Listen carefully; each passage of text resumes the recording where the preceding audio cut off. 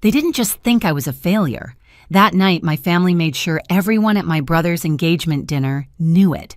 I sat quietly at the table, napkin on my knees, while my father laughed about my lost years.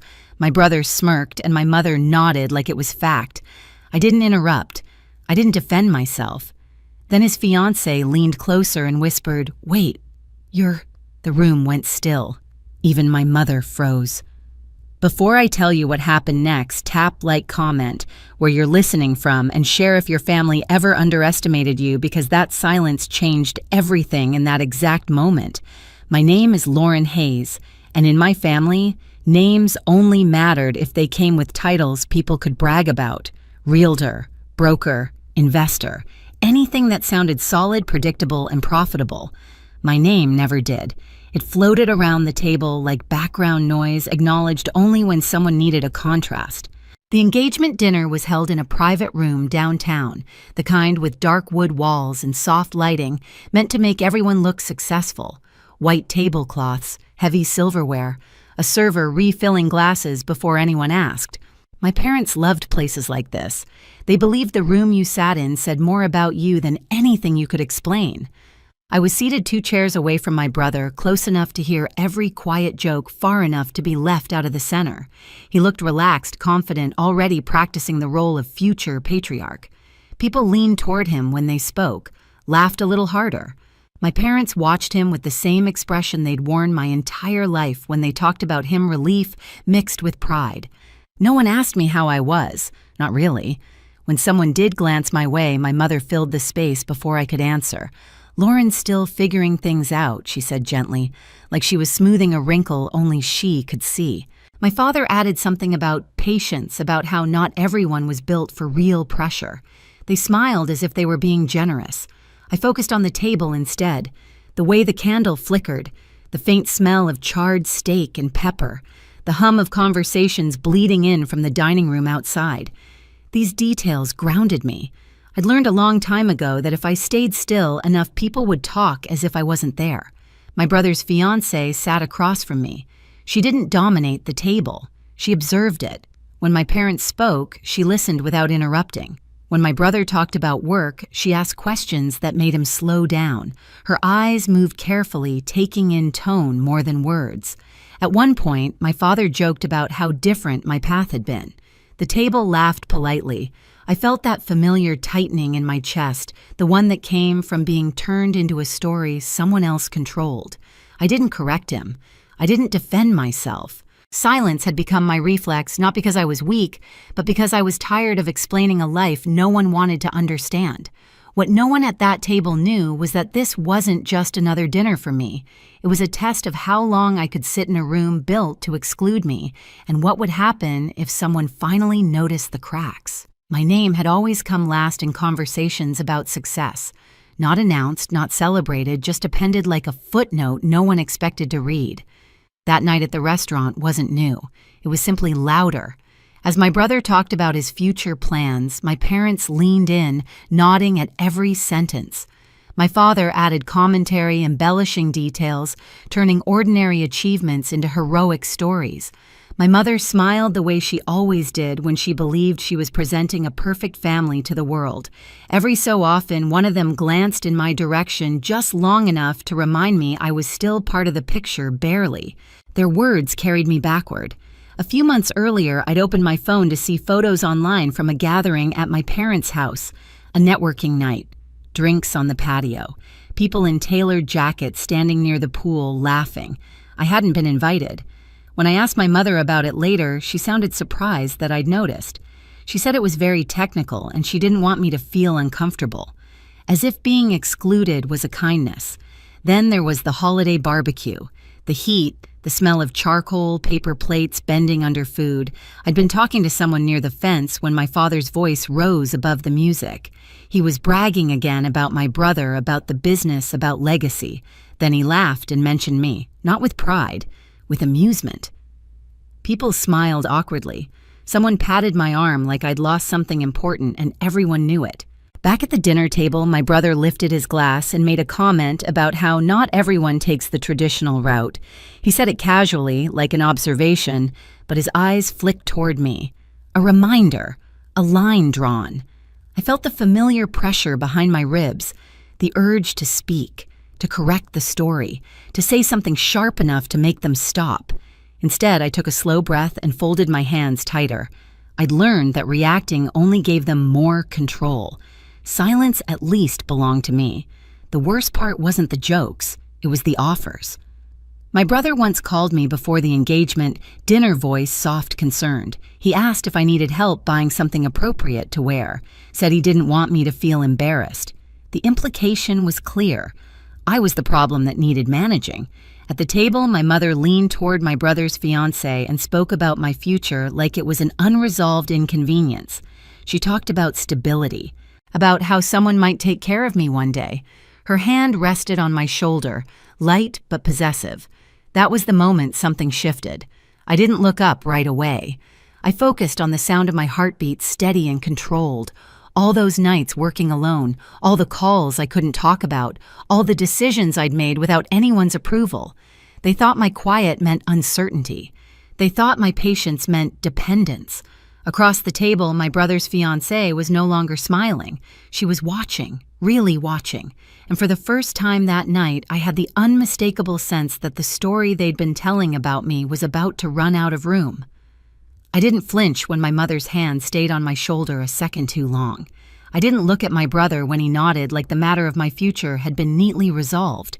Outwardly, I stayed exactly the same, calm, still agreeable. Inside, something finally settled into place. The truth was, my life had never been as uncertain as they believed. It just didn't look like theirs. While my parents hosted dinners and talked loudly about growth and reputation, my days ran on a different clock.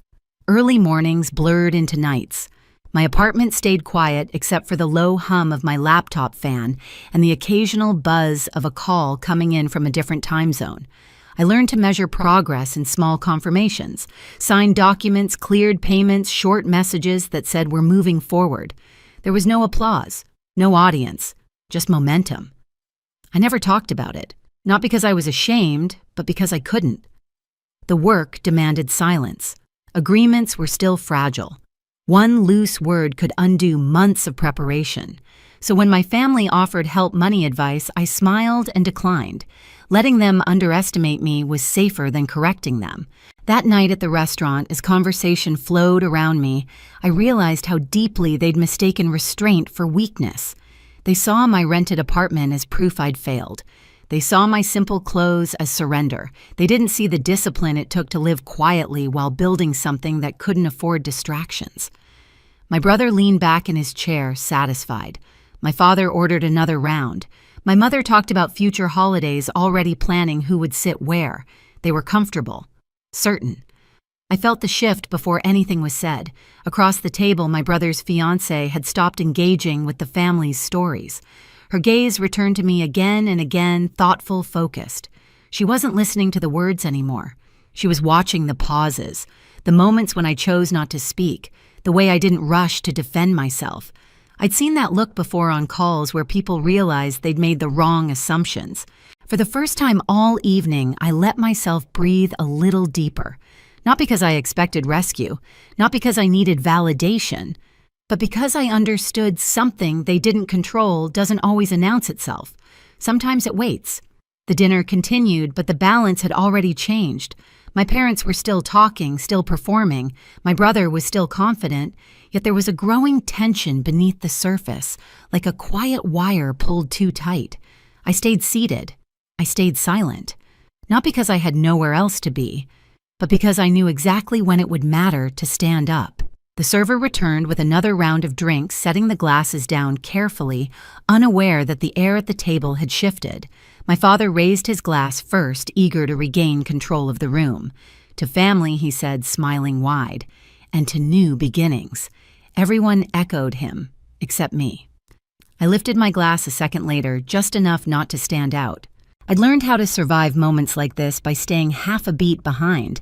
My brother launched into another story about his plans, bigger house, bigger responsibilities, bigger future.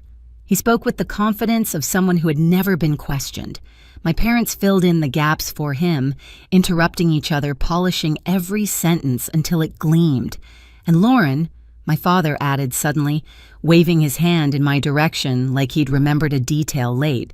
Well, she's always been independent.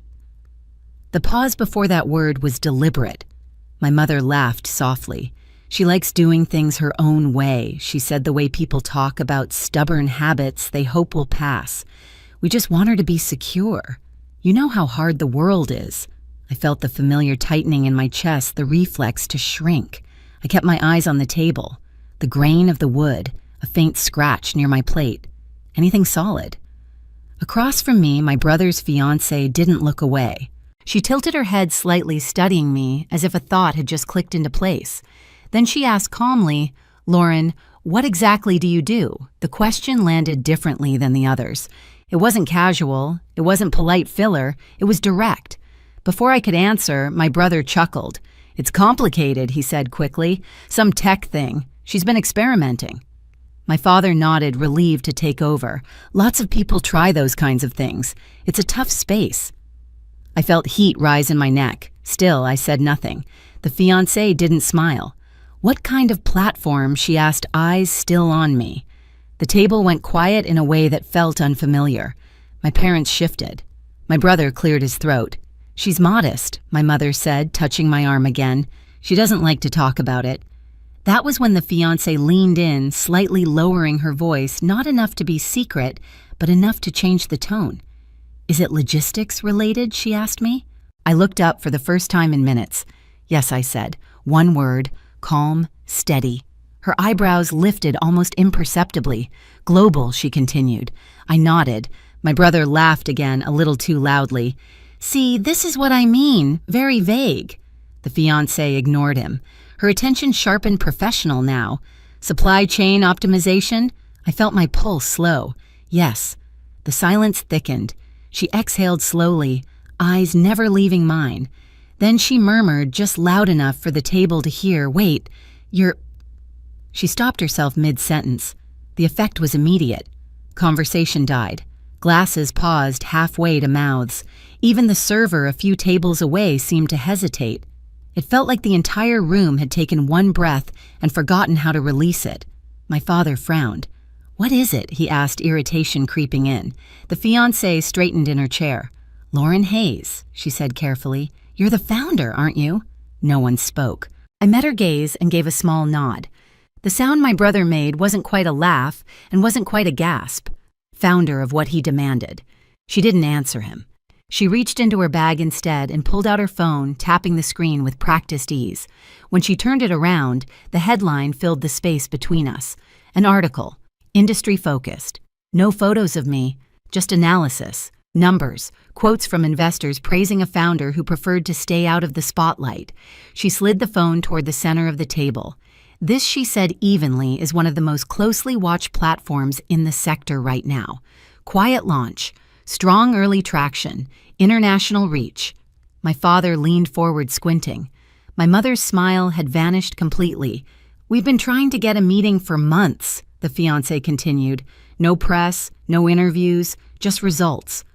My brother shook his head. "That's not—" He stopped when he realized no one was listening. She looked at him, then finally. "You said you wanted me to meet visionaries," she said. Her voice wasn't sharp. It was worse. It was controlled. I didn't expect one to be sitting across from me. The room stayed frozen. My mother's hand slid off my shoulder like it had burned her. Her mouth opened, then closed. She tried again, but no words came out. My father straightened, color draining from his face. "Why didn't you tell us?" he asked.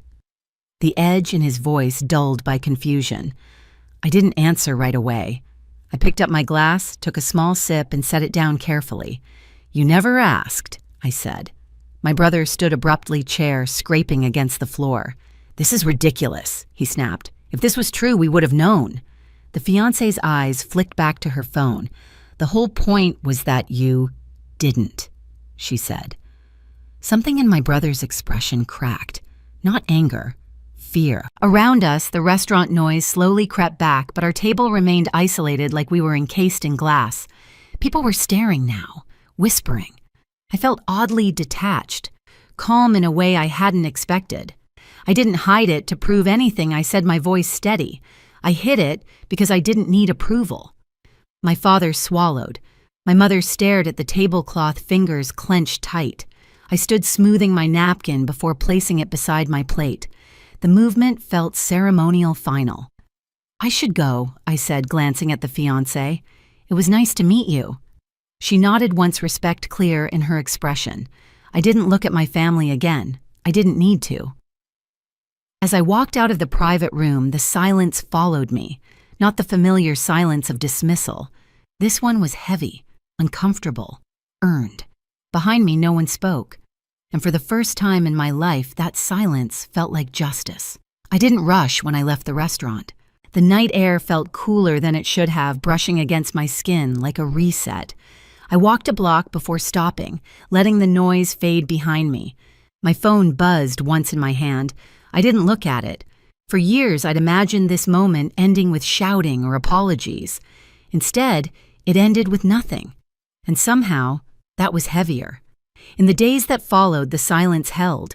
No family group messages, no carefully worded texts pretending nothing had happened. When my mother finally called, her voice was unsteady. She asked questions that sounded more like attempts to regain footing than genuine curiosity. I answered politely. Briefly, I didn't fill the gaps for her anymore. My brother never reached out. I heard through someone else that the engagement dinner became awkward in retellings, the story edited to protect pride. I let it be rewritten. I didn't need credit. I needed distance. What surprised me most was how light everything felt once I stopped carrying their expectations. My work continued. Calls, decisions, progress. Nothing had changed there. What changed was the quiet inside me, the constant bracing, the urge to prove something to people who had already decided who I was. I realized then that resolution doesn't always look like reconciliation. Sometimes it looks like clarity, like knowing where you end and where other people's opinions begin. I didn't lose my family that night. I lost the version of myself that kept shrinking to fit into their stream. And I didn't miss her at all. I used to think being accepted by my family would finally make me feel whole. Now I know that understanding myself mattered more than earning a seat at their table. That night didn't change who I was, it revealed it. If you've ever been underestimated by the people who were supposed to see you best, you're not alone. Share where you're listening from and tell me what helped you stand your ground. And if stories like this matter to you, subscribe so you don't miss the next one.